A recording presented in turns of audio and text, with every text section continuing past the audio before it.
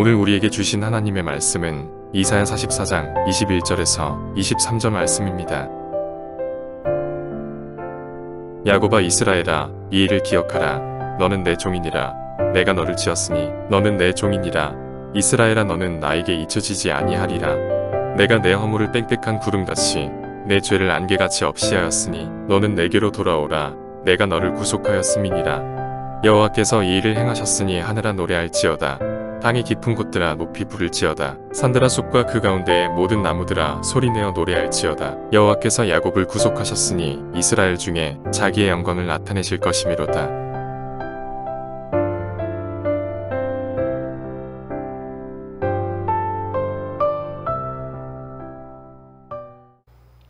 하나님께서 이사야 선지자에게 속마음을 털어놓는 내용이 이사야서 44장입니다. 여러분, 누군가에게 자기의 속마음을 털어놓는다는 것은 정말 행복한 일이고 또 그 이야기를 들어줄 수 있는 사람도 행복한 사람입니다.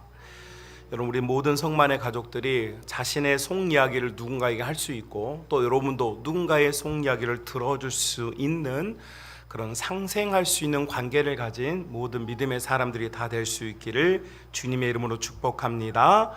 그래서 옆 사람에게 우리 이야기 한번 해봅시다. 나한테 다 이야기해. 안 하는 분들이 있어요. 네, 저럴 줄 알았어요. 네, 다시 한번 합니다. 나한테 다 이야기해. 지금부터 설교는 안 하고 여러분 옆 사람 이야기를 듣는 시간을 가졌으면 좋겠는데 그럴 수는 없고, 끝나고 여러분 서로 이야기를 들어주고 또 여러분도 함께 공감해주는 시간이 있었으면 좋겠어요. 하나님께서 하나님의 자녀들을 바라보시는데 너무 답답하고 너무 속상해서 누군가에게 이야기를 좀 해야 되겠는데 하나님 자녀들에게 메시지를 선포하고 설교를 했지만 호응이 없어요. 그냥 하나님은 이렇게 강대상에서 설교하는 거고 그냥 이스라엘 백성들은 저 회중석에 앉아서 뭐 당신이 뭘 하든 말든 당신은 당신 하고 싶은 이야기 하는 거고 나는 그냥 여기 앉아 있는 것만 해도 감사하게 생각하십시오 라는 구조가 만들어져 있었단 말이에요. 그래서 하나님께서 이스라엘 백성 중에 한 사람 이사야를 따로 불러서 회중이 아닌 이사야에게 자기의 이야기를 꺼냅니다. 44장의 이야기가 이런 거예요. 그러면서 그 이야기의 시작을 뭘로 하냐면, 우리가 읽지는 않았습니다만 44장 1절부터 3절까지 무슨 이야기 나오냐, 하나님께서 이사야야 너도 알지? 내가 창조주야. 내가 이 세상을 다 만들었어. 그리고 네가 아는 것처럼 내가 이 이스라엘 백성을 구원하는 구원의 하나님이야. 너희를 내가 모태에서부터 창조하였고 너희를 도와줄 수 있는 존재는 나밖에 없어 라고 44장 2절에서 이렇게 딱 하나님 말씀하셔요. 그러면서 하나님께서 야, 내가 만들었으니까 너희를 잘 알지 않겠니? 내가 너희를 도와주는 것이 진정한 도움이 아니겠니? 나밖에 정말 진정한 신이 없어 라고 44장 8절에서 하나님만이 하나님 백성들을 도울 수 있다고 강조를 하세요. 그런데 그럼에도 불구하고 하나님께서 44장 이전까지 올 때까지 여러분 이사야서 1장부터 시작해서 엄청난 하나님의 호소가 나오잖아요. 너희 죄가 주홍같이 붉을지라도 내가 양털같이 만들어주겠다. 하나님께서 계속된 호소를 했지만 아무도 이야기를 듣지는 않는 거죠. 아니요, 안자는 있어요. 성전에 와 있어요. 제물을 드리기도 해요. 소위 우리가 말하는 예배당에 모여는 있단 말이죠. 그런데 문제는 우리의 마음이 하나님 속으로 들어가지 못하고 우리가 자기 고집을 가지고 살고 있었다라는 것이죠. 그러면 이런 자기 고집을 가지고 사는 사람들의 특징이 무엇이냐? 그 특징이 이제 여러분 성경 9절부터 44장 9절부터 20절까지 그 특징에 대해서 쭉 나열을 하는데, 그 특징은 몇 가지 있는 게 아니고 단 한 가지였어요. 그 특징이 뭐냐니까 바로 우상을 숭배한다라는 것이었습니다. 우상을 숭배한다는 것은 하나님 외에 뭐 부처님이라든지 무슨 다른 신을 찾고 믿는다라는 이야기가 아니고 하나님만이 나를 도울 수 있다라는 이것을 잊어버린 채 자꾸 여러 가지 도움을 받기를 원한다는 거죠. 그 대상은 항상 바뀌어요. 때로는 돈일 수도 있고, 때로는 친구일 수도 있고, 때로는 관계성일 수도 있고, 때로는 자기 자신의 담대한 마음일 수도 있어요. 그러니까 하나님 외에 다른 것에서 힘을 얻으려고 하는 성향이 우리 인간에게 있는데, 이런 성향이 하나님을 잊어버리게 만들고 자기 자신을 자꾸 들여다보게 한다는 거죠. 그래서 하나님 백성들을 향한 하나님의 마음이 뭐냐니까, 얘들아, 너희가 따라가고 있고 너희가 믿고 너희가 의지하려고 하는 그 너희를 미혹하고 있고 너희 영혼을 망하게 하고 있는 그 우상이라는 존재, 그것은 결국 모든 것이 거짓일 뿐이야 라고 44장 20절에 딱 하나님께서 딱 선언해서 말씀해 버려요. 자, 이렇게 하나님께서 자기 자신을 소개하였고, 또 하나님 자녀들에게 우상 숭배하지 말라고, 하나님 외에 다른 것을 제발 쳐다보지 말라고 말씀하신 하나님께서 이사야가 묻는 거죠. 물론 성경에는 묻는 질문이 없습니다. 근데 하나님께서 답하세요. 이사야 이렇게 묻는 거예요. 하나님, 그렇다면 어떻게 이 사람들을 깨닫게 하시겠습니까? 하나님, 어떻게 하면 이 사람들이, 성도들이, 교회들이 하나님의 이 진정한 마음을 알아서 조금 하나님이 원하시는 대로 살아보겠습니까? 라고 이사야가 물어요. 그래서 하나님께서 대답하는 것이 21절부터 이제 28절까지 말씀이에요. 그 중에 우리가 21절부터 23절 말씀을 읽었습니다. 자, 하나님의 비밀이, 하나님의 일하시는 방식이 나오는데 뭐라고 말씀하시느냐? 이제 여러분 44장 22절 말씀 한번 보실까요? 44장 22절 말씀, 우리 찾으셨으면 같이 한번 읽어봅시다. 시작. 허물을 빽빽한 구름같이 내 죄를 안개같이 없이 하였으니 너는 내게로 돌아오라. 내가 너를 구속하였음이니라. 아멘.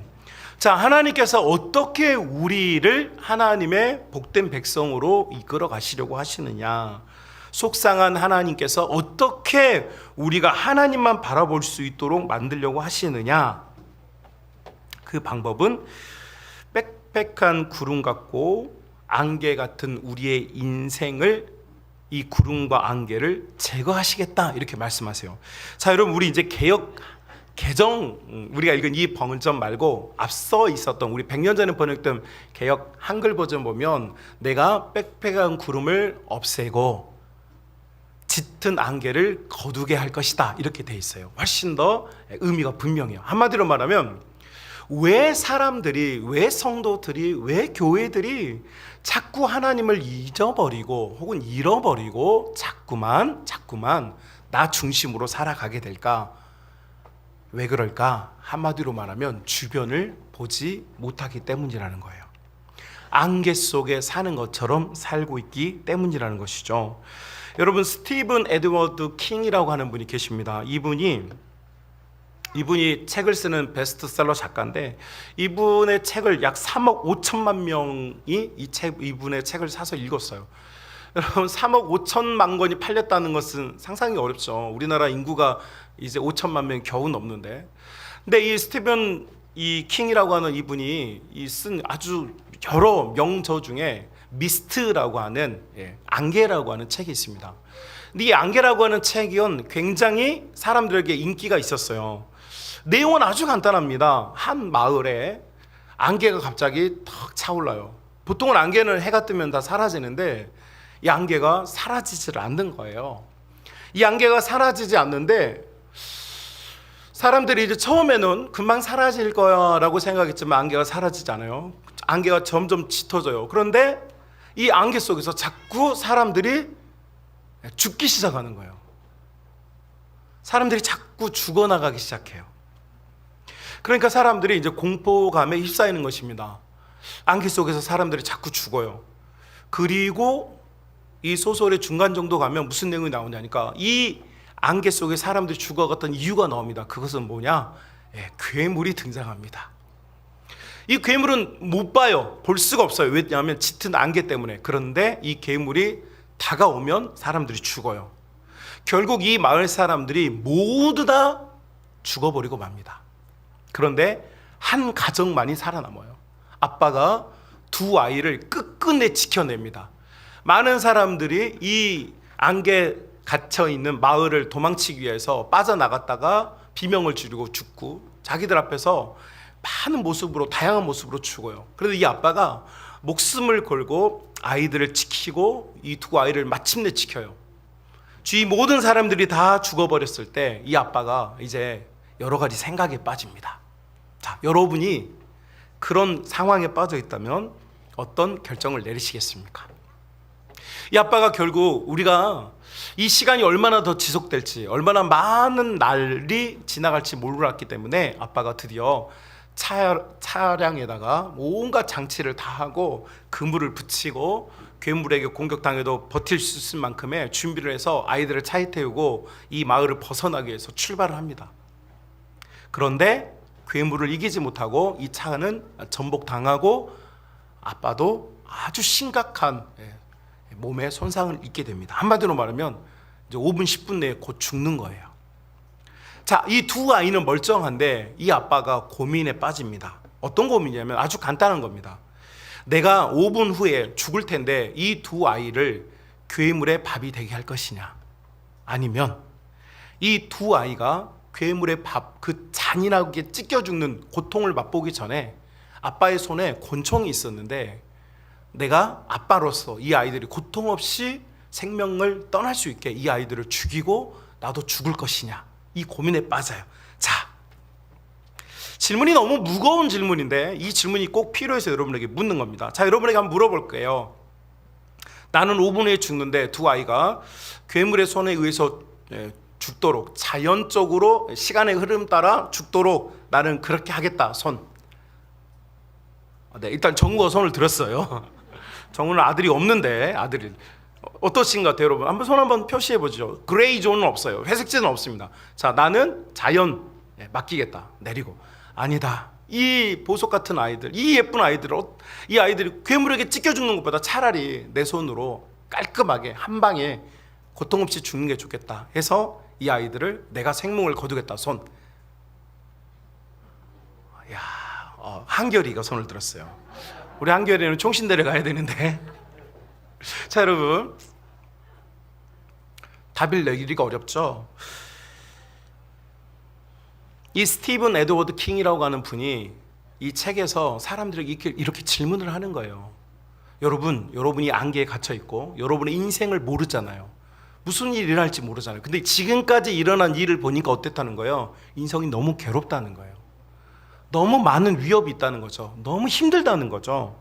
그러니 이 고통 속에 우리가 바스러지고 찢어지고 끝나도록 이대로 갈 것이냐, 아니면 우리가 깔끔하게 모든 것을 정리해 버릴 것이냐. 이것이 스티븐 에드워드 킹의 질문이었어요. 그런데 이 아빠는 후자를 선택합니다. 이 아이들이 고통스럽게 괴물에게 찢겨 죽느니 차라리 내가 거두어 주자. 이렇게 하고 두 아이를 자신의 손으로 그 생명을 거두어요. 그리고 자기의 머리에 겨누고 자기도 이제 죽으려고 하는 순간에 바깥에서 무슨 소리가 들립니다. 무슨 소리냐? 귀를 기울여 보니까 사람들의, 군인들의 목소리가 들리고 발자국 소리가 들리는 거예요. 그러면서 순식간에 그 마을을 뒤덮고 있었던 안개가 싹 걷어집니다. 보았더니 미군의 그 강력한 군대들이 그 괴물을 다 퇴치하고 다 물리쳐가지고 그 마을에 평화가 찾아오게 된 거죠. 이때 이 아빠가 울부짖으면서 이 소설이 끝납니다. 왜요? 방금 전에 자기의 두 아이를 자기 손으로 거두었기 때문이죠. 자, 여러분, 제가 여러분에게 이 미스트라고 하는 설교 시간에 제가 다른 책 이야기 잘 안 하는데 여러분에게 이 이야기를 해드리는 이유가 있어요. 왜 하나님 백성들이 자꾸 자기 길을 가려고 하느냐? 왜 하나님 자녀들이 자꾸만 다른 걸 의지해 보려고 하느냐? 돈을 의지해 보고 건강을 의지해 보고 뭔가 다른 의지처를 자꾸 찾느냐? 왜인가? 하나님께서 딱 우리에게 말씀해 주시는 거예요. 너는 지금 너 자신이 안개 속에 있다고 생각하기 때문이다. 너는 지금 너 자신이 구름 속에 있다고 생각하기 때문이다. 분명히 사물이 존재하고 모든 세계가 존재하는데 너는 네가 보이지 않는다고 믿지 않는다는 거죠. 너의 눈에 보이지 않고 너의 손에 손길이 닿지 않는다고 그래서 세상이 존재하지 않거나 세상이 없어진 게 아니에요. 분명히 여러분 사람들이 부인하고 부정하여도 우리 하나님은 살아계신 하나님이십니다. 여러분 우리 모든 세상의 사람들이 안개처럼 하나님이 없다라고 말하고 심지어 교회를 다니고 있고 예수님을 믿은 우리 자신도 나 자신의 신앙을 안개 속에 집어넣어서 아니 안개가 나를 찾아왔을 때 그곳에서 옴짝달짝 못하고 지금 괴로운 생각하고 결국은 극단적인 결론에까지 도달해버린다는 거죠. 그러니 당장 이 안개가 해결되지 않으면 당장 이 구름이 해결되지 않으면 우리는 어떤 짓을 할지 모르는 처참하고 잔혹한 종족이 바로 우리 인간이라는 종족들이에요. 하나님께서 우리를 바라보시면서 사랑하는 나의 아들들아, 사랑하는 나의 딸들아, 분명히 세계가 존재하고 실존하고 있는데 너희는 스스로 안개에 갇혀서 나를 보지 못하는구나. 그래서 하나님께서 하시는 방법이 뭐냐? 44장 22절에 말씀하시는 것처럼 내가 너희의 모든 너희를 둘러싼 구름과 너희를 둘러싼 모든 안개를 제거하여 줄 것이다. 할렐루야. 자, 그러면 여러분 이제 제가 여러분과 나누고 싶은 메시지의 흐름의 방향의 핵심은 바로 여기에 있어요. 안개는 우리의 인생이 신앙이 퇴보하여지고 우리의 믿음이 약화되어지고 여러분 이 중에는 어렸을 때 성경학교나 수련회 때 분명히 은혜를 받았을 텐데 여러분 머릿속에 자꾸 회의적인 이야기가 생각이 들고 여러분 마음이 뜨겁지 못하게 하나님을 바라보지 못하는 신앙, 그래서 교회 마당은 분명히 출입을 하고 있으되 예수님이 나의 구주인 것이 믿어지지 않는 이런 지금 이상한 형태의 신앙이 한국 교회 안에 너무 많아요. 이 안에 있는지도 몰라요. 그런데 이럴 때 우리가 어떻게 할 거냐는 거죠. 하나님은 분명히 이 안개를 거두어줄 것이고 분명히 하나님께서 우리의 이 구름을 거두어주는 날이 반드시 찾아올 줄로 믿습니다. 하나님이 약속하셨어요. 분명히 그런 날이 와요. 그런데 그 날이 언제인지는 우리 알아요, 몰라요? 우리가 모르는 거예요. 그러니까 미스트, 이 안개가 무서운 거예요. 네가 7일을 고난을 당하면, 네가 딱 20년만 고생하면 내가 그 뒤로는 잘 되게 해줄게. 여러분 우리 무당님들, 신내림 받은 무당님들이 늘 사람들에게 해놓고 하는 말이 뭡니까? 3년 후에 좋은 일이 있다는 거예요. 노년에는 잘 될 거래요. 아니 지금 잘 살고 있는데 노년이 잘못되니까 지금부터 잘 예비하래요. 여러분 우리는 당장 내일이, 한 달 후에, 1년 후에, 10년 후에 무슨 일이 일어날지를 모르는 안개 같은 인생을 살다 보니까 우리는 뭔가 확실한 걸 붙잡고 싶어 해요. 그래서 그 확실함을 어디서 찾느냐? 안개 속에 찾는 거예요. 사랑하는 우리 믿음의 가족 여러분, 우리를 둘러싸고 있는 모든 구름과 안개는 반드시 벗겨지게 될 것입니다.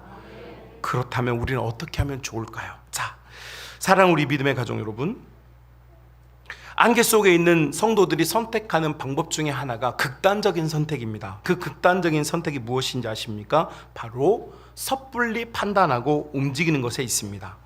여러분 섣불리 판단하고 움직이는 것은 항상 나쁜 결과를 가져옵니다. 1902년 1월 23일부터 2월 2일까지 약 10여일의 시간 동안에 일본의 한 부대가 일본에 있는 하코다 산이라고 하는 산으로 혹한기를 떠났습니다. 1584m짜리 산이었고, 여러분 참고로 우리나라에 있는 한라산이 1952m입니다. 그러니까 한라산 올라가 보신 분들 아시죠? 저도 한라산 등반을 많이 했는데, 자주 했는데 1953m 왕복하는데 10시간 평상시 걸음으로, 좀 운동 좋아하고 잘하시는 분들은 보통 7시간 정도면 올라갔다 내려옵니다. 그 정도 산이에요. 그런데 1584m, 무려 400m가 낮은 이 산 위에 올라갔던 병사들이 210명 중에 199명이 동사에서 죽었습니다. 왜 이런 일이 일어났을까? 전투 중에 죽은 게 아닙니다. 훈련 중에 죽었어요. 왜 이런 일이 일어났을까? 이유는 간단합니다. 이유가 간단해서 주는 교훈이 너무 큰 것입니다. 여러분, 이 부대 사람들이 왜 이렇게 죽었느냐? 한마디로 말하면 잘 알지 못하는데 빨리 움직였기 때문에 죽었어요. 이 사람들은 추위가 찾아왔을 때 이 산을 빨리 넘어가려고 했어요. 그러니까 빨리 넘어가려고 하니까 어떻게 되겠어요? 빨리 올라가려고 했겠죠. 자, 빨리 올라갔는데 눈이 너무 많이 왔어요. 그럼 어떻게 해야 돼요? 빨리 내려와야 되겠죠. 그러니까 빨리 내려오려고 길을 잡았는데 잘못된 길을 잡았어요. 그래서 더 깊은 골짜기로 들어가 버렸어요. 아무도 구조할 수 없는 곳으로. 왜요?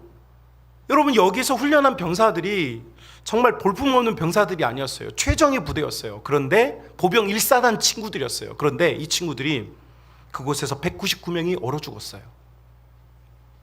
여러분, 우리가 안개 속에 있을 때 정말 무서운 게 뭐냐면 빠른 판단입니다. 내가 이렇게 하면, 열심히 하면 잘 되겠지. 여러분, 특별히 우리 한국이라는 나라는 노력을 강조하고 열심히 사는 것을 강조하고, 교회에서도 그래서 기도할 때 어떻게 기도하라고 그래요? 야, 우리 꿈마을 친구들 기도할 때 목사님이 대충 하라고 그랬어, 열심히 하라고 그랬어? 그렇지, 열심히 하라고 그랬잖아요. 열심히 해요. 교회에서 여러분, 우리 성도 여러분들 힘드니까 기도하실 때 좀 쉬었다도 하시고 멈춰도 하시고 이렇게 하십시오 라고 하잖아요. 열심히 하라고 그러죠. 여러분, 우리 한국 사회에 있는 가장 중요한 키워드는 노력이에요. 노력. 열심이라는 키워드죠. 자, 그런데 노력하고 열심히 살아왔던 우리의 인생, 자, 여러분 30, 40대 여러분 젊은이들에게 묻겠습니다. 여러분, 열심히 살았는데 열심히 산 보람이 있었습니까?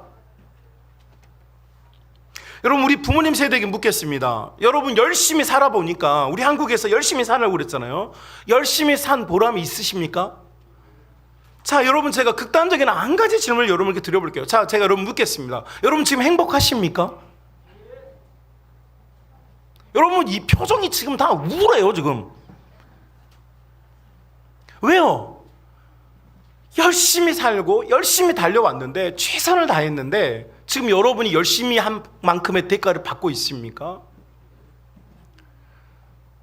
여러분, 우리가 열심히 뛰었어요. 열심히 뛰었어요. 하코다 산에 오른 이 병사들처럼 열심히 목표를 정하고 올라갔단 말이에요. 피하기 위해서 피했단 말이에요. 그런데 결과는 참혹했어요. 지금 우리 세대, 우리 한국에서 여러분 6.25 전쟁 이후에 태어나서 자라고 이 시대를 살아가고 있는 여러분, 이 세대의 모든 사람들의 가슴이 지금 다 뭐하냐면, 한국 사람들에게 그래서 OECD 국가 중에 행복도를 물었을 때 OECD 국가 중에 꼴찌이고, 유엔에 가입된 207개의 나라 중에 우리나라의 행복도가 167이에요. 아프리카에 있는 콩고라는 나라보다 더 불행하다고 느낀대요. 왜요? 왜일까요? 지금 우리는 너무 빨리 움직였어요. 너무 빨리 움직였는데 문제는 뭐냐? 내가 빨리 움직인 만큼의 대가가 없어요. 뿐만 아니라 대가가 없는 게 문제가 아니라, 지금 열심히 뛰었는데 속도가 문제가 아니라 방향이 잘못되어 있었기 때문이죠. 자, 여러분, 하나님께서 분명히 우리 인생에 의지하고 사랑했던 모든 안개와 구름을 벗겨주실 줄로 믿습니다. 자, 그분이 벗겨주실 거고, 우리가 분명히 손에 잡히는 날이 올 건데, 이때 우리 순례자들이, 성도들이 해야 될 게 뭐냐면, 빨리 움직이는 게 아니에요. 빨리 움직이는 것이 아니라 멈추고 기다리는 거예요. 따라해 볼까요? 멈추고 기다리자. 멈추고 기다리자.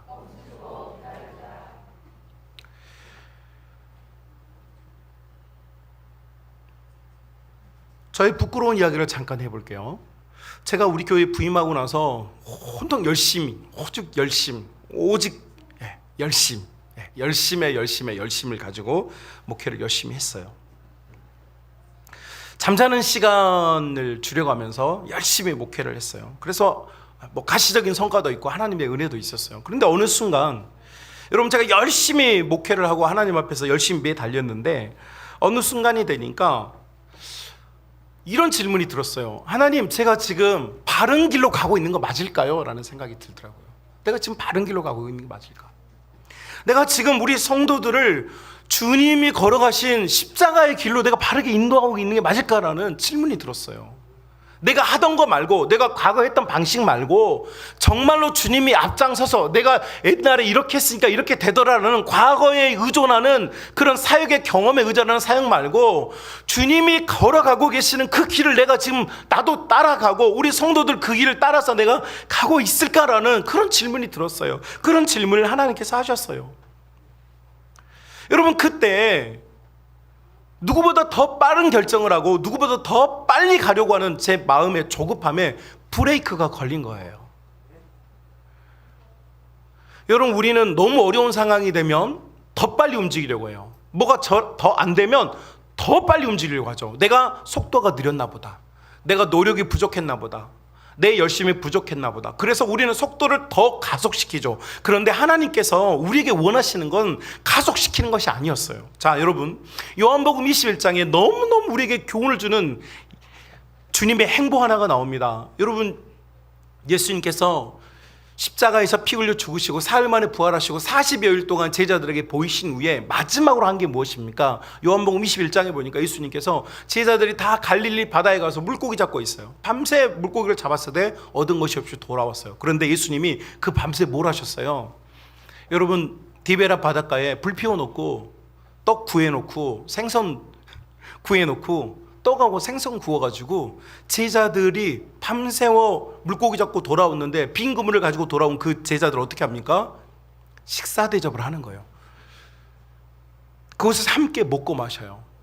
자, 여러분, 저처럼 성격이 급하고 성질이 급한, 혹은 여러분 이 중에서도 자기의 삶에 뭔가 안 될 때 더 속도를 내려고 하는 사람들이 가장 두려워하는 게 뭐냐면 멈추는 거예요.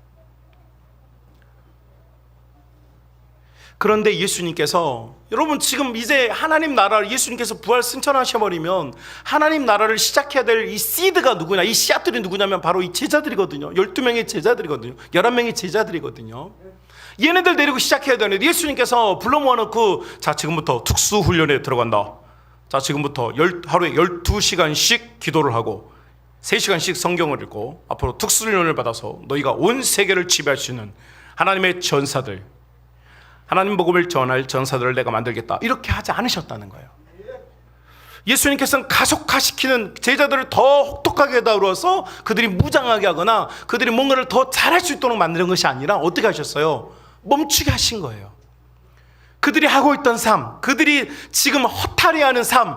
여러분, 제자들이 왜 디베라로 물고기 잡으러 가버렸어요? 예수님께서 분명히 너희가 성령의 밖까지 예루살렘에 머무르라고 예수님께서 여러분 분명히 부탁했거든요. 잡히시던 밤에도 부탁했어요. 너희는 반드시 예루살렘을 떠나지 말고 이곳에서 남아서 성령 임할 때까지 너희는 기도하라고 그랬어요. 그런데 이놈의 제자들이 말을 안 듣고 너무 허탈한 거예요. 예수님을 믿고 따랐는데 예수님은 죽으셨어요.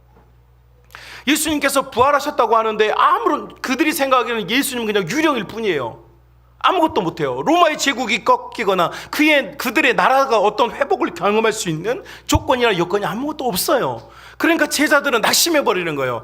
열심히 했는데 안 됐다. 뭐 예수님 내 곁에 계셨지만 안 됐다.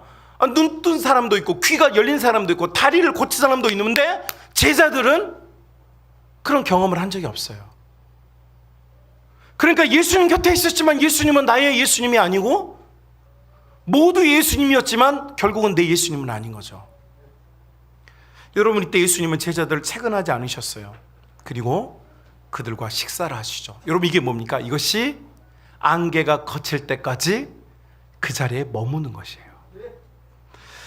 사랑하는 우리 믿음의 가족 여러분, 성도가 때로는, 혹은 우리의 긴 인생의 여정, 믿음의 여정 중에 해야 될 게 뭐냐면 잠시 앉아서 기다리는 거예요.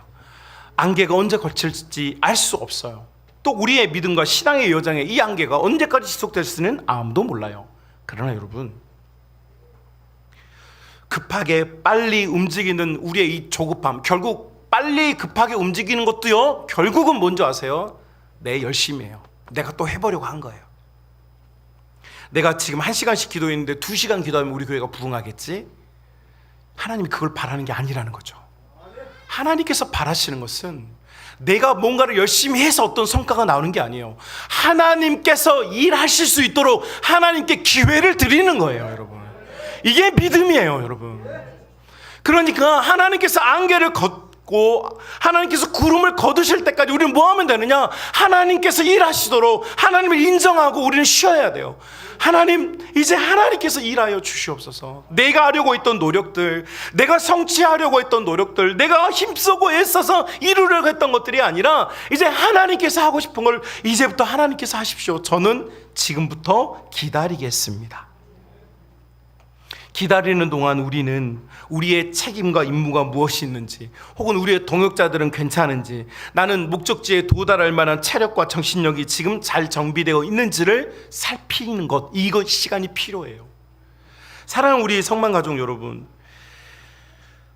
오늘 우리 아이들과 함께 제가 이 아이들과 함께 이 설교를 해야 될까 고민을 많이 했지만, 우리 아이들이 이번 캠프 때 혹은 이 성경학교 때 정말 열심히, 제가 우리 교회 부임한 이후로 아마 최고의 여름 행사를 한 것 같아요. 아이들도 너무 뜨겁게 기도하고, 저도 이 아이들 기도시켜 보려고 엄청 노력 많이 했어요. 옛날에 처음에 성경학교 하면서 캠프를 하는데 얘네들 은혜 받게 하려고 막 안 되니까 막 권사님들 다 오라고 그랬잖아요. 그때 생각나요? 우리 오상 권사님들, 막 권사님들, 막 권사님들 와서 기도하라고, 막 부모님들 와서 기도하고. 가지고 여러분 조이올에다가 막 때려박아 놓고, 막 얘들은 기도도 안 하는데 막 권사님들만 괜히 울고 있고, 막 가지고 나중에 권사님들만 목만 아프지 얘들은 멀쩡했어요. 그러니까 결국 조이올에서 살아나온 자들은 얘들만 살아남고 권사님들만 다 죽었다고. 그 왜 그랬겠어요? 하나님께서 이 아이들을 만지도록 안개에 있을 때는 멈춰야 되는데 저는 속도를 더 낸 거예요. 나 혼자 안 되니까 기도하는 권사님들 부르자. 기도하는 권사님들 안 되니까 뭘 더 해보자. 계속 가속도를 높였어요. 안 됐어요. 코로나 2년 멈췄어요. 그리고 이번에 하는 동안 이제 누군가를 불러서 도움을 받는 게 아니라, 사실 이번에도 저 솔직하게 고백하면 자신이 없어요. 참고로 제가 킹스키즈하고 꿈마을 현재 교육자 담당 교육자입니다. 담임 목사로서 한 게 아니고 제가 현재 담당 교육자. 저희가 지금 목사님이 부족해가지고 제가 지금 하고 있어요. 담당 교육자. 그래서 힘들어요. 옛날엔 강사로 했거든요. 지금은 담당 교육자로서 한 거예요. 자신이 없어가지고 캠프를 보려고 한 거예요. 제가 서울로. 자신이 없으니까. 왜요? 해도 안 되니까. 노력했어요. 저 진짜 노력했어요. 근데 안 됐어요. 그런데 거기서 취소되는 바람에 딱 2주 준비해가지고 이번에 캠프 한 거거든요. 제가 우리 선생님들한테, 여러분이 저와 함께 오랜 시간을 보냈던 우리 선생님들, 여러분 신앙 양심이 되고 진짜 한번 생각해 보십시오. 제가 열심히 안 했습니까? 열심히 했어요. 그런데 여러분, 제가 그렇게 열심히 했던 시간들보다 우리 하나님께 모든 걸 맡기고 함께 우리 교사들과 함께 같이 금식하고 같이 기도하고 하나님께 맡기니까 어떻게 무슨 일을 합니까? 우리 아이들이 눈물을 펑펑 쏟으며 기도를 시작하더라고요. 할렐루야. 여러분, 사랑 우리 성만 가족 여러분, 우리가 뭔가를 지금 열심히 안 해서 문제가 생기고 있는 게 아닙니다. 여러분이 게으르거나 나태하기 때문이 아닙니다. 여러분은 지금 누구보다 열심히 공부하고 있고, 누구보다 열심히 살고 있고, 누구보다 최선을 다해서 여러분 인생 살아오셨습니다. 여러분에게 지금 필요한 건 속도가 아닙니다. 잠시 멈추어서 하나님께서 우리 가정과 내 자녀들과 우리 교회에 일할 수 있는 시간을 드립시다. 그래서 우리 하나님께서 안개를 거두시고 구름을 거두실 때까지 우리가 주님을 바라보며 앙망하며 사랑하는 주님 앞에 감사와 기쁨의 노래를 불러드릴 수 있는 우리 모든 성만의 가족들이 다 될 수 있기를 주님의 이름으로 축복합니다.